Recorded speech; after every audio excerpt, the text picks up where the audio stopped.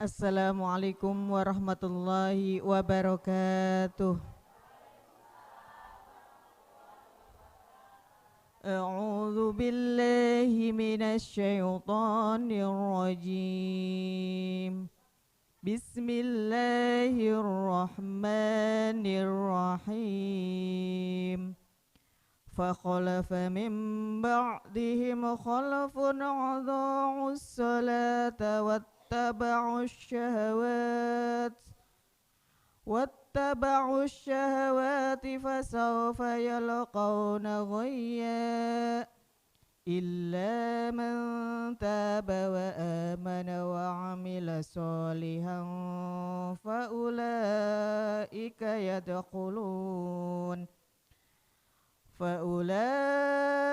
yadkhuluna al-jannata wa la yuzlamuna syai'a jannati adnin allati wa'ada ar-rahmanu 'ibadahu bil ghaib innahu kana wa'duhu ma'tiya. Sadaqallahul azim. Bismillahirrahmanirrahim. Assalamualaikum warahmatullahi wabarakatuh. Bismillahi walhamdulillah wassalatu wassalamu ala rasulillah wala haula wala quwata illa billah amma ba'du. Mari bersama-sama kita panjatkan puji syukur atas kehadirat Allah Subhanahu wa taala yang telah memberikan nikmat serta karunia-Nya sehingga pada pagi hari ini kita berkumpul dalam acara ngopi, ngobrol perkara ilmu. Ngopi yuk. Sebelumnya saya akan menyapa Bapak Ustadz Ahmad Haris Riswanto. Assalamualaikum Pak Ustadz. Waalaikumsalam warahmatullahi wabarakatuh. Gimana kabarnya Pak Ustadz? Alhamdulillah sehat, baik. Alhamdulillah baik. Jamaah ibu-ibu yang ada di lokasi gimana kabarnya Bu? Alhamdulillah sehat. Semoga kesehatan ini juga dirasakan oleh pemirsa Sinpo TV dimanapun berada. Nah, topik ngopi kita pada pagi hari ini yaitu sholat yang tertolak. Nah, itu maksudnya seperti apa? Silakan Pak Ustadz. Assalamualaikum warahmatullahi wabarakatuh. Alhamdulillahilladzi amarana bil ittihadi wal i'tisam bihablillahil matin. Summassalatu wassalamu ala sayyidil mursalin wa ala alihi wa ashabihi wa jami'i ummatihi ila yaumiddin amma ba'du. Jamaah yang dimuliakan Allah dan juga pemirsa Sinpo TV dimanapun berada, semoga kita semua selalu dalam karunia sehat afiat dalam perlindungan Allah Subhanahu wa ta'ala. Amin ya rabbal alamin. Obrolan kita pada pagi yang berbahagia ini tentang sholat yang tertolak atau sholat yang tidak diterima. Padahal ibadah terpenting kita setelah syahadat itu adalah sholat. Hadisnya begitu masyhur, awwalu ma yuhasabu bihil abdu yaumal qiyamah as-shalah. Yang pertama kali nanti jadi ukuran hisab dari amal kita semuanya ini adalah sholat. Wa in soluhat soluhasairu amalih wa in fasadat fasadasairu amalih. Kalau sholatnya baik diterima, maka amalan yang lain ikut baik dan diterima. Tapi begitu pun sebaliknya. Kalau sholatnya rusak dan ditolak, maka amalan yang lain pun dikhawatirkan juga ikut ditolak. Kalau ukuran sholat sah dan tidak, maka ukurannya pakai ilmu fikih. Ini sah, tidak. Untuk tahu itu maka kita ngaji ilmu fikih. Tapi kalau ukuran diterima atau tidak, ini ada satu makalah yang ditulis dalam kitab Nasaihul Ibad, karya dari Al-Imam Al-Ahmad Ibnu Hajar Al-Asqalani yang diperjelas atau disyarah oleh Imam Nawawi Banten. Beliau menyatakan begini, ada beberapa kelompok orang yang sholatnya itu tidak diterima, alias layak balallah, tidak diterima oleh Allah, alias ditolak. Semoga sholat kita tidak termasuk yang tertolak ini. Apa itu yang pertama? Rajulun shalla wahidan bighairi qiraatin. Seorang yang sholat yang enggak tahu ilmunya, enggak mau belajar tapi sholatnya sendirian. Udah enggak tahu ilmunya, enggak mau belajar, sholatnya sendirian. Kalau orang yang sholatnya dia sendiri enggak tahu ilmunya, karena memang mohon maaf umpama dia mu'allaf baru masuk Islam. Atau mungkin Islam dari brojol udah Islam tapi enggak pernah ngaji. Kemudian di usia sepuhnya ia baru belajar, karena menyadari ia belum bisa, ia mau datang ke masjid berjamaah, maka selamat dia. Yang berbahaya itu orang udah enggak tahu ilmunya, enggak mau belajar, enggak mau ngaji, dan sholatnya maunya sendirian. Ini yang alamat ditolak. Lah kita bagaimana? Makanya kita untuk nyari aman, agar ibadah kita aman, maka statuskan kita ini sebagai orang yang terus belajar. Orang yang masih mau belajar, maka amaliyahnya aman atau dimaafkan. Mungkin saya dulu pernah ngasih ilustrasi, kalau orang naik mobil, kok mobil itu atasan ada tulisannya belajar di atas mobilnya atau di kacanya itu, atau latihan, seandainya di perapatan kok ada yang kesenggol saya yakin enggak marah. Lihat, oh iya, masih belajar. Begitupun kita sehari-hari ini loh. Kalau masih mau datang majelis taklim, masih mau nanya ke orang tetangga kanan kiri atau bahkan ke anak kita sendiri, maka seandainya sholat kita ada yang salah, haji kan jarang-jarang, puasa, sedekah dan lain-lain, kalau ada yang salah, insya Allah dimaafkan. Maka kadang saya pernah menyampaikan kepada jamaah, kita yang udah usia segini ini usia berapa sih aslinya segini ini? 17, 23. Oh jujur. 45 aja jujur loh. Usia-usia kayak kita ini udah, kalau dalam ilmu psikologi pendidikan, dalam tanda kutip usia telat belajar. Maka saya sering bilang kalau udah di usia 40, 45, 50 ke atas, kita belajar itu bukan nyari pinter, tapi nyari aman. Lah kalau nyari pinter kok usia segini nih ibu ngaji, buku ditutup jebret, ditanya tadi ngaji apa?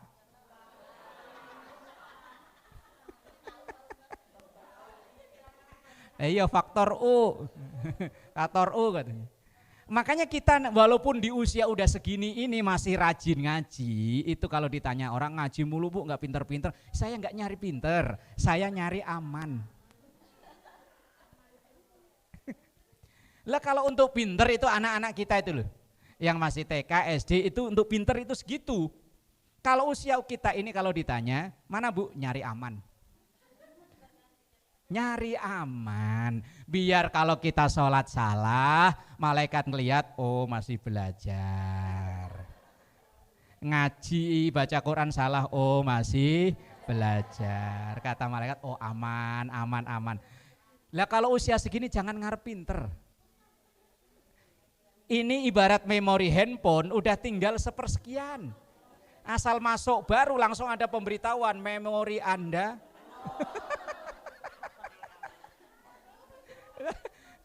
biar dicatat loh, biar dicatat dah.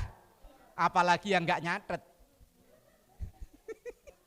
Makanya kita belajar nyari aman. Wallahu a'lam bishawab. Baik, terima kasih Pak Ustadz. Nanti kita akan lanjut terkait dengan topik ngobrol kita pada pagi hari ini. Tetap di Ngopi Yuk.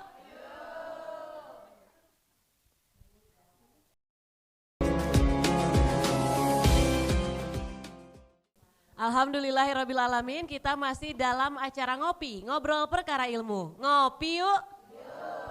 Di segmen kedua kali ini kita akan buka untuk sesi tanya jawab kepada dua orang penanya. Silahkan sebutkan nama dan juga pertanyaannya terkait topik ngobrol kita, yaitu sholat yang tertolak. Silahkan. Assalamualaikum warahmatullahi wabarakatuh. Izin bertanya Pak Ustadz. Nama saya Kamtina, izin bertanya dong Pak Ustadz. Bagaimana sholat seseorang yang baru belajar agama? Mohon penjelasannya Pak Ustadz. Wassalamualaikum warahmatullahi wabarakatuh.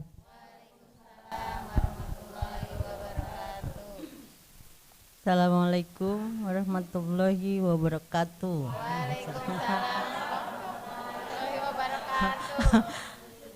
Nama saya Ning Pak Kuning. Izin bertanya Pak, apa yang dimaksud dengan orang yang melalaikan sholat? Mohon penjelasannya. Assalamualaikum warahmatullahi wabarakatuh. Waalaikumsalam. Sudah ada 2 penanya Pak Ustadz.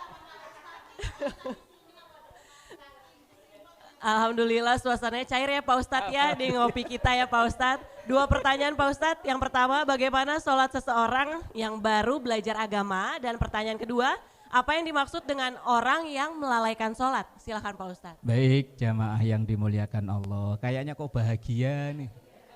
Pada dapat jatah apa sih? Kayaknya seneng banget. Yang penting bahagia Bu ya. Orang hidup itu yang dicari bahagia. Bahagia dunia, bahagia akhirat. Dan berbahagialah orang yang menemukan kebahagiaan saat lagi taat. Saat ngaji kan lagi taat. Karena betapa banyak orang yang akan bahagia ketika lagi maksiat. Loh, seorang sampai datang ke tempat-tempat maksiat, kalau ditanya yang dicari apa? Bahagia.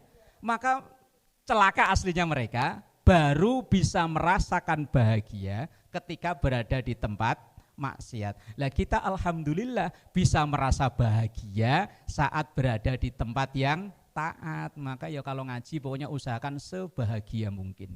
Makanya sering-seringnya saya, mohon maaf nih melenceng dari pertanyaan tadi, saya ngajak bahagia untuk jamaah. Makanya jarang saya kok lagi ngaji kok betutut ya apa betutut.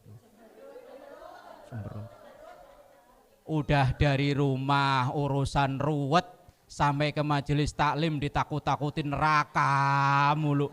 Kapan bahagianya? Ya Allah. Walaupun kadang saya bahas neraka juga bahasnya sambil ketawa ya. Nah, iya, biar bahagia. Ya bener. Ya pokoknya bahagia lah ya. Sampai lupa tadi pertanyaannya apa. Bagaimana sholat seseorang yang baru belajar agama? Itu pertama. Orang yang baru belajar agama, maka ayatnya ibu-ibu apa? La yukallifullahu nafsan illa wus'aha. Allah tidak membebani perintah agama kecuali sesuai dengan kemampuannya. Kalau orang baru mau belajar, istilahnya baru mu'alaf, maka sholatnya yang penting gerakannya aja. Kalau gerakan mah insya Allah gampang. Kecuali tahiyat awal, tahiyat akhir itu memang susah. Yo sebisanya. Belum bisa baca apa-apa ya wis. Masa Allahu Akbar nggak bisa sih? Kalau Allahu Akbar bisa lah ya. Non muslim apalagi yang tinggal di perkotaan yang mayoritas muslim. Kadang Fatihah aja apal mereka kok. Ya kan? Selawatan apal, Fatihah apal. Seandainya dia masuk Islam, bacaan sholat belum bisa, yang penting Allahu Akbar udah bisa. Allahu Akbar wis. Nah terus baca apa? Diem. Kalau bisanya Allahu Akbar, Allahu Akbar, Allahu Akbar, Allahu Akbar, Allahu Akbar, Allahu Akbar, Allahu Akbar, Allahu Akbar, Allahu Akbar. Boleh. Karena memang bisanya itu belum tahu. Ya sambil jalan, makanya tadi belajar. Lah kalau orang taunya Allahu Akbar terus nggak belajar, lah itu yang jadi permasalahan itu nggak belajarnya. Makanya seandainya mohon maaf ada orang datang ke kita, Bu, tolong dong saya ajarin sholat. Saya memang dari kecil Islam, cuman nggak kenal dengan ajaran Islam. Hanya KTP saya yang Islam, sayanya yo ngakunya Islam tapi nggak kenal ajaran. Kalau ada yang datang ke kita dan dia memang benar-benar nol, maka ajarin yang termudah. Niat pakai bahasa kita. Saya niat sholat duhur, yang penting bilangnya 4 rakaat. Allahu Akbar bisa, Allahu Akbar. Fatihah nggak bisa, ya wes Allahu Akbar terus saja.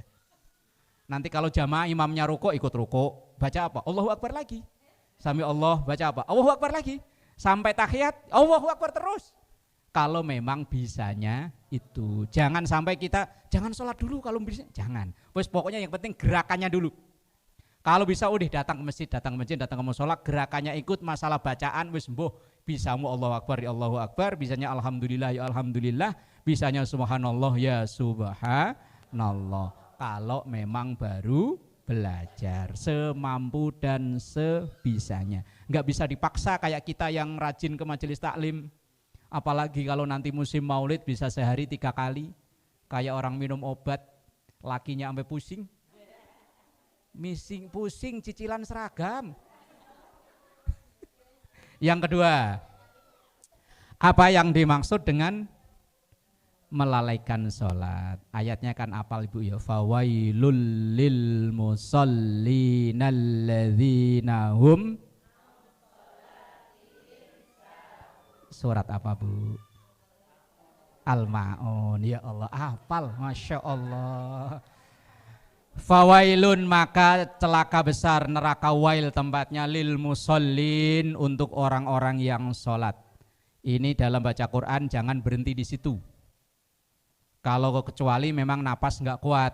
Kalau napas kuat bacanya lanjut.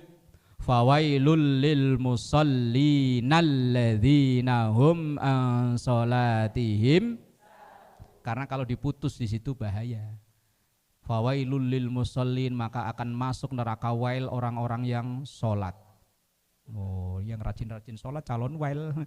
Makanya bacanya jangan diputus di situ. Maka dalam membaca Al-Quran wajib ada guru ya begitu. Biar kita dikasih tahu, oh jangan berhenti di sini, berhentilah di sini. Kalau hanya dibaca hanya otak-atik sendiri otodidak, bahayanya di situ. Celakalah orang-orang yang sholat, yang alladzina hum an sholatihim sahun, orang-orang yang dari sholatnya. Ayat itu an itu artinya dari. Orang yang lalai dari sholatnya, bukan orang yang lalai dalam sholatnya. Kalau lalai dalam sholat, kita pelaku semua ini. Kita ini loh kalau sholat, yang kita ingat, itu kan kadang kerjaan tadi sebelum sholat ya. Ingat Allahnya? Kadang kala masih bagus, kadang kala, kadang ada yang belas dari Allahu Akbar sampai assalamualaikum tuh belas nggak inget. Makanya teks ayatnya itu an sholatihim, dari sholatnya, bukan fi sholatihim, bukan. Kalau fi sholatihim dalam sholatnya berarti kita semuanya masuk. Yang dimaksud ini an sholatihim, orang yang dari sholatnya. Ada keterangan yaitu rajulun la tanhahu sholatuhu anil fakhsya'i wal munkar. Orang yang melalaikan sholat itu adalah orang yang sholatnya rajin tapi maksiat yo tekun. Kalau istilah orang luaran sono STMJ, sholat terus maksiat jalan. Sholat yo rajin, mitnah orang yo rajin, itu yang disebut dengan an sholatihim. Wallahu a'lam bissawab. Baik, terima kasih Pak Ustadz. Nanti kita akan lanjut ngobrol terkait dengan sholat yang tertolak. Tetap di Ngopi Yuk.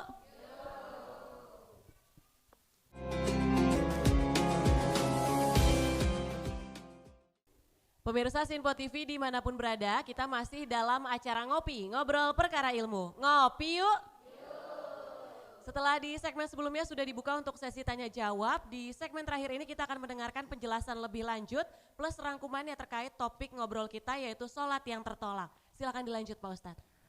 Baik, jamaah yang dimuliakan Allah dan juga pemirsa Sinpo TV dimanapun berada, bahwa ada beberapa kelompok yang sholatnya ditolak oleh Allah. Yang pertama tadi, orang yang tidak tahu ilmunya sholat, gak mau belajar dan maunya sholat sendirian.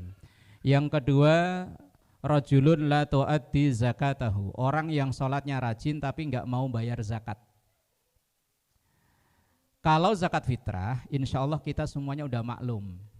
Bahkan orang yang gak pernah sholat pun kadang zakat fitrahnya tekun. Tapi yang berbahaya ini zakat mal. Harta yang ia punya itu ada wajib zakatnya.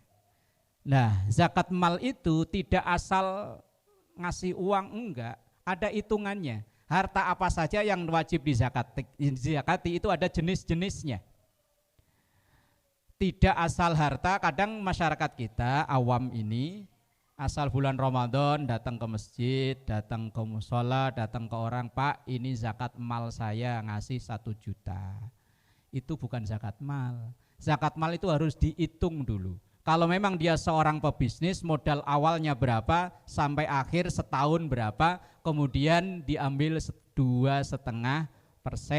Atau mungkin kalau dia punya perhiasan, kalau sudah sampai 1 nisab itu kurang lebih 80 sekian gram. Kalau ibu punya simpanan emas kurang lebih 80 sekian gram, maka kalau dalam kepemilikan setahun dan itu milik sendiri wajib dikeluarkan zakatnya. Tapi kalau baru beli enggak. Setahun misalnya hari ini tanggal sekarang, kemudian kita catat tanggal sama tahun depan dikeluarkan zakatnya. Dan 1 nisab. 1 nisab itu ukuran minimal. Ukuran minimal kurang lebih 80 sekian gram emas. Kalau punya 100 gram berarti lebih dari itu. Maka nanti setelah setahun kepemilikan dan milik sendiri artinya bukan kreditan. Kalau kreditan enggak.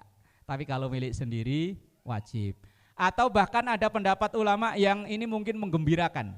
Kalau emas itu untuk niatnya untuk perhiasan, untuk dipakai, maka tidak kena zakat.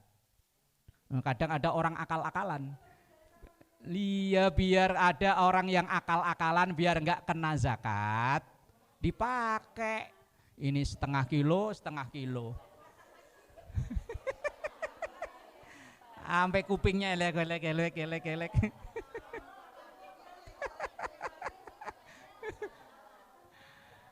Orang beli emas, niat itu yang tahu kan dia sendiri kan. Niatnya buat perhiasan apa buat invest? Kalau buat invest kena zakat. Kalau niat yang memang buat perhiasan enggak. Lah niat itu yang tahu ya kita. Orang lain dibohongin enggak tahu. Tapi Rokib Ate tahu ini orang akal-akalan ini. Niatnya awalan invest, giliran mau zakat bilangnya buat perhiasan. Oh enggak bisa. Orangnya model begini nih walaupun sholatnya jidatnya sampai ireng, dengkulnya kapalan. Sholatnya ditolak, hati-hati. Kalau gaji mau mukhtalaf itu namanya khilafiyah. Ada yang mewajibkan, ada yang tidak. Maka kita hati-hati yang kita punya harta berlebih dan itu milik sendiri loh ya. Kalau itu harta patungan atau masih kita punya utang diselesaikan dulu. Sisanya kalau memang ada 1 nisab baru dikeluarkan zakatnya. Wallahu a'lam bishawab. Terima kasih Pak Ustadz, semoga topik ngopi kita pada pagi hari ini bisa bermanfaat bagi seluruh pemirsa Sinpo TV dimanapun berada. Jangan lupa untuk terus saksikan ngopi pada pukul 5 pagi hanya di Sinpo TV. Saya Tiara Dianti mewakili kerabat kerja yang bertugas pamit undur diri. Terima kasih. Wassalamualaikum warahmatullahi wabarakatuh. Astaghfirullahaladzim laqal ma'bud ya dzal jalali wal ikram. Bismillahirrahmanirrahim. Alhamdulillahirabbil alamin. Allahumma shalli ala sayyidina Muhammad wa ala ali sayyidina Muhammad. Rabbana taqabbal minna innaka antas samiul alim wa tub alaina innaka antat tawwabur rahim. Rabbana atina fid dunya hasanah wa fil akhirati hasanah wa qina adzabannar. Sallallahu ala sayyidina Muhammad wa ala alihi wa sahbihi wa sallam. Walhamdulillahi rabbil alamin. Wassalamualaikum warahmatullahi wabarakatuh. Salatullah salamullah ala taha rasulillah. Salatullah salamullah ala